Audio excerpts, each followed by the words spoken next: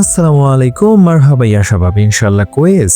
জিন এই নামটির সাথে আমরা সবাই পরিচিত। এর গল্প শুনলেও স্টিল নাও আমরা সবাই ভয় পাই। কথা হচ্ছে, আপনি কি জিন 3 এই ছবিটি দেখেছেন? এর গল্পে ভয়ের ছিটে ফোটাও নেই, আছে ভুলে ভরা টুইস্ট।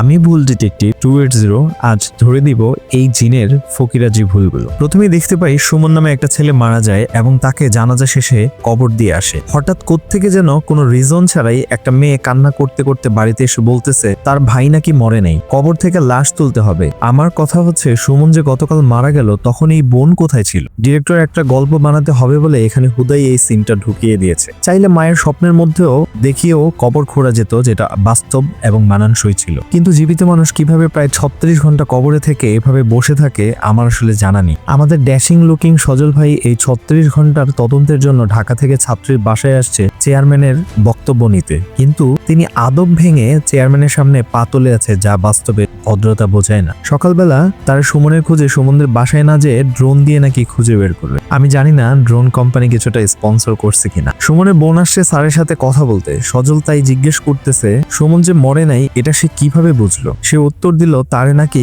কানের কাছে কেউ একজন বলতেছে, তাই সে সুমনের কবর খুঁড়তে বলতেছে। এদিকে সজল ভাই বাচ্চাদের চকলেট দিয়ে সুমনের ব্যাপারে খোঁজ নিয়ে জানতে পারে এত ছোট ছোট বাচ্চারা নাকি মিষ্টি পোলাও খাওয়ার জন্য জিনদেরকে সূরা পড়ে কাছে আনতে ছাদে গেছে সাধনা করতে। যেখানে 40 দিন সাধনার পর জিন আসে, সেখানে 3 বাচ্চা মিলে 4 মিনিটের মধ্যেই জিনকে নামিয়ে ফেলে, কিন্তু মিষ্টির ভয়ে একজনকে রেখে বাকি 2 জন দৌড়ে পালায়। সজল ভাই সুমনকে প্রশ্ন করার জন্য বটগাছের এখানে নিয়ে আসে। আবিজাবি প্রশ্ন করার কারণে সজল ভাইকে সুমনের জিন বলে একদিনের ভিতরে এই গ্রাম ছেড়ে ঢাকায় চলে যেত। এ কথা বলেই তার জিন সজলকে অসুস্থ বানায় ফেলে, কিন্তু ওখান থেকে ফারিয়া আপু একা একা ওনাকে বাসায় আনলো কিভাবে? এদিকে সজল ভাই ঢাকায় না যাওয়াতে সুমনের জিন ওনার বেডরুমের মধ্যে কাউয়া কাদেরদেরকে পাঠাই দিয়েছে ভয় দেখানোর জন্য। এর মধ্যে ফারিয়ার বাবা একটা বড় তান্ত্রিক আনে বাড়ি বশ করার জন্য। সে হুদাই বিড়বিড় করে আর কামরু কামাখ্যা উচ্চারণ করে। এগুলো আনার কারণে ফারিয়া সজল ভাইকে বলতেছে তোমার বাবা এগুলো বিশ্বাস করে না। মূল কথা, সজল এসব আধ্যাত্মিক জিনিস বিশ্বাস করে না, কিন্তু ঘরে কাউয়া কাদেরদেরকে দেখতে পায়। তান্ত্রিক বাড়ি বান্দিতে এসে একটা গজাল তার হাত দিয়ে ফেলে হুদাই চিল্লাইয়া বলতেছে ওনার বাড়িতে নাকি বড় জিনের আসর পড়ছে। সে কথা না বলে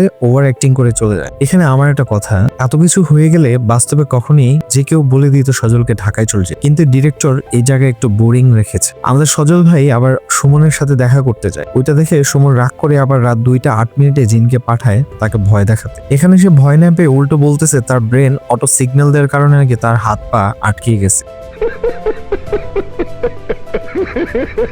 মানে কেমন শুকনো ঘড়ি ডায়লগ। 15-20 মিনিট পরে উনি ভালো হয়, কিন্তু ঘড়ির টাইম দেখেন মাত্র 1 মিনিট বাড়ছে। এখন তার শরীরে জিন ভর করছে। তিনি হেঁটে হেঁটে বাড়ির বাহিরে চলে আসতেছে। নিচে আসায় অটো গেট খুলে যাওয়ার কথা, কিন্তু গেটের পিছনে মানুষ জিন সেটা খুলে দেয়। যা ক্যামেরাম্যান ধরতে না পেরে তিনি নিজেও ছায়া হয়ে অপর ক্যামেরায় চলে আসে। এর মধ্যে আমাদের ফারিয়া আপা না ঘুমিয়ে ওনাকে বাঁচাতে চলে আসে। মানে কেমনে কি? এইদিকে আবারও সজলের জ্বর চলে আসে, কিন্তু ডাক্তার এখানে কন্টিনিউ বলতেছে। সেগুলো কন্টিনিউ করবেন।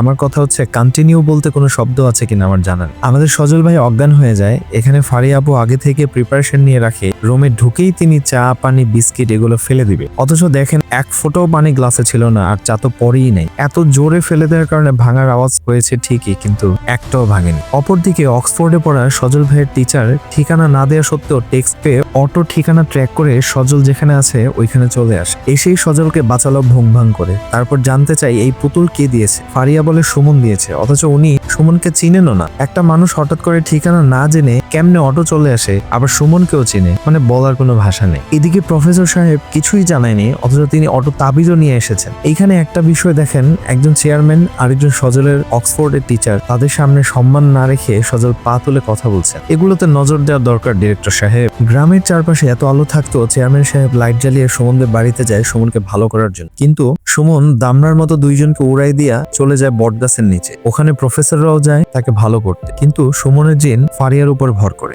নিজের মেয়ের শরীরে জিন ভর করছে, অথচ আমাদের চেয়ারম্যান সাহেবের কোনো এক্সপ্রেশনই নেই।